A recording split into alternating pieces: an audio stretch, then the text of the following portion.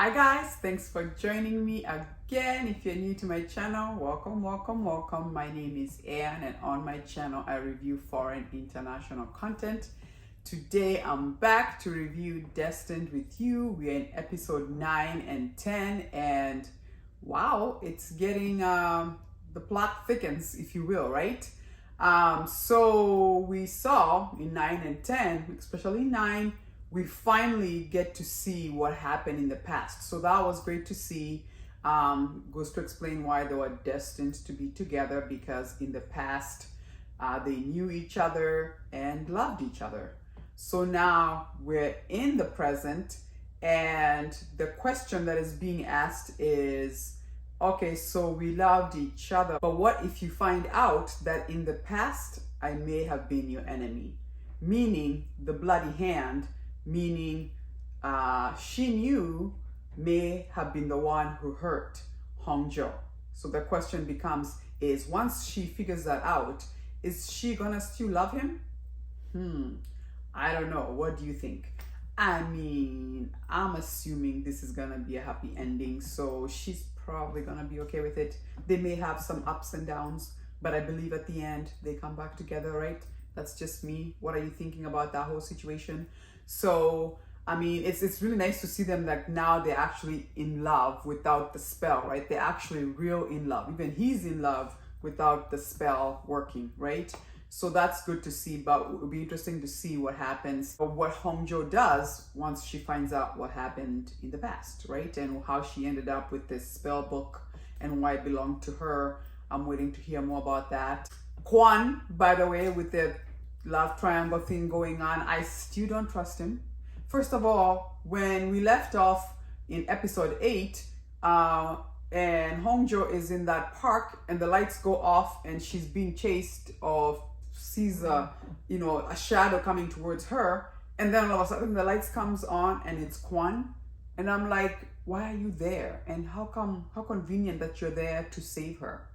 And then it's like, if you were there the whole time, why didn't you say something? You waited until she get all spooked, and then you're like, boom. And then you're like, are you okay? Kinchana? Really, Kinchana? I'm gonna Kinchana yourself. It's like, I don't trust him.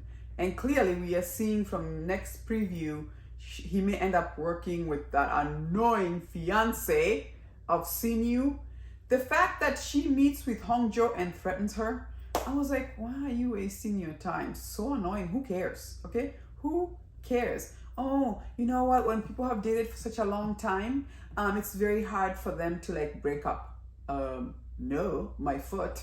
Okay? They will still break up. Oh, and then it's so hard for them to get over someone. Well, not always. It depends on the situation, right?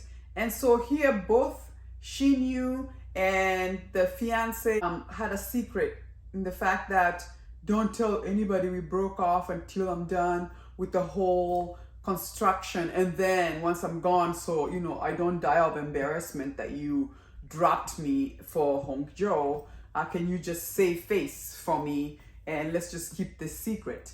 I thought it was very interesting how Shinyu kept on saying to Hongjo, are you pure? Like, I need you to stay pure. And she's like, how can you ask me to be pure when you're not pure? You're with a fiance. He's like, but I need you to stay pure. I need you to stop thinking of Kwan. I'm like, okay, whatever pure means, right? Remain pure. What are we trying to say? Virgin? I don't get it. Whatever that is. Anywho, I thought that was interesting. So the annoying fiance, and then now that Shinyu has made it public that he likes Hongjo, she goes to daddy. She goes to the mayor. Daddy, fix the situation. I'm gonna need you to have Hongjo transferred somewhere else. Oh, she is so annoying. You're so annoying. You're still holding on. On the other hand, you're sleeping over there with the other guy. What do you want? And in what world? I don't know where. I hope this is not a Korean culture thing where women think that if I want you, then I can just hold on to you and make you stay. No, it's free will. You can't make somebody sit there just, you made me stay, I love you. What? It never works. It will never work. Sooner or later, they're gonna get tired and move on. So he's already saying, I wanna go. Let him go, right? So that's interesting. And yeah, like I said, Kwan, I don't trust him at all. I still feel like he's also has his ulterior motives. I was hoping maybe there is a connection between Kwon and Shinyu and Hongjo in the past. I'm hoping to see him in the past because I'm like, what is your deal? Like, why are you so involved with this three? And then obviously it was crazy once again that annoying fiance is working with that creepy gardener. Now he's got a shirt, and then his shirt, and then he also got her gloves that crazy annoying fiance brought to him. He like, did he cut his hand or was it animal blood? I don't know. He wraps it, puts it in a pot, and then plants something like creepy. So I'm starting to think, like, does he also have like a spell book, and he also can do magic to cause harm? And does that mean he was also from the past? Cannot wait to find out what his deal also is, because that's confusing. So between Kwon, between him and the fiance, one of them is the suspect, or maybe all of them are working together for all I know, right? And then the other couple that I loved watching was Hongjo's bosses. I'm so glad they finally like came together, because I'm like, why are we playing hard to get? I'm going on a blind date. And she's like, no, you're not. They're so cute. They're so cute. I'm so glad they finally like add together. The other person that I'm also still worried about is Shinyu's mother. I felt sorry for her. She's so depressed. She had to go see a Sherman because she's really living in a lonely marriage. Her husband is really not there for her. And every single time he's with her, he's constantly like correcting her or throwing jabs. So I'm like, he better watch out. She's gonna be like, enough is enough. I'm out of here. But I loved episode 9 and 10. I'm glad we're getting serious. I'm glad we got to go to the past to kind of start putting this story together. Let me know in the comments section, how do you think Honjo is gonna respond, knowing that maybe in the past it was Shinyu who ended up hurting her? You know, does their love survive or not? Let me know.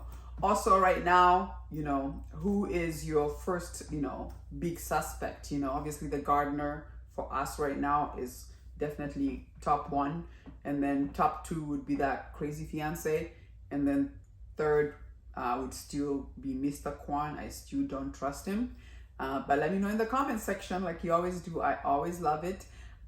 Once again, thanks for joining me. Join me next week when we review episode 11 and 12. And if you do like my video, give me a like, subscribe. It does help support my channel. And I'll see you next week. Deuces.